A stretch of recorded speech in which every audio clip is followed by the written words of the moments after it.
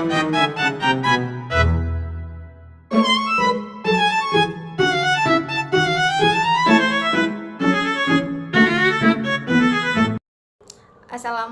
warahmatullahi wabarakatuh.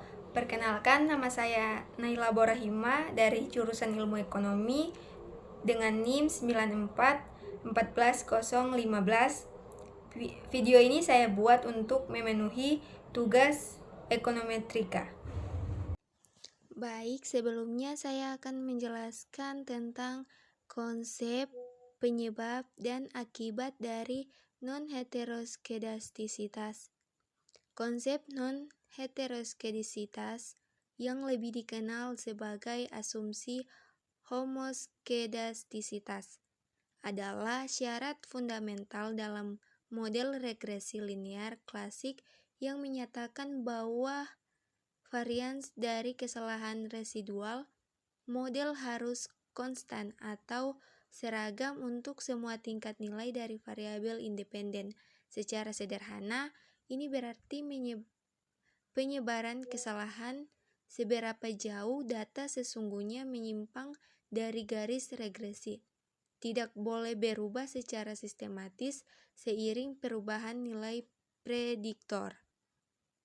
Asumsi ini krusial agar metode kuadrat terkecil biasa menghasilkan penduga yang efisien memiliki varians minimum.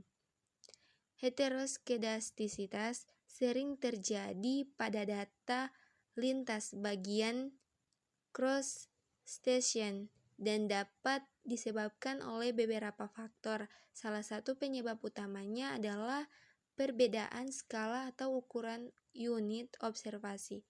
Misalnya dalam menganalisis pengeluaran rumah tangga di mana rumah tangga berpenghasilan tinggi memiliki variabilitas pengeluaran yang jauh lebih besar dibandingkan rumah tangga berpenghasilan rendah. Penyebab lain termasuk kesalahan spesifikasi model seperti menghilangkan variabel penting yang seharusnya dimasukkan, yang pengaruhnya terserap ke dalam residual dan menciptakan pola varians yang tidak konstan. Selain itu, perbaikan teknik pengumpulan data dari waktu ke waktu atau adanya pencilan outlier juga dapat menjadi pemicu heteroskedastisitas. Ketika asumsi ini dilanggar, kondisi yang terjadi disebut heteroskedastisitas. Dampak utamanya adalah estimasi koefisien regresi OLS. Meskipun masih tidak bias dan konstan, menjadi tidak efisien.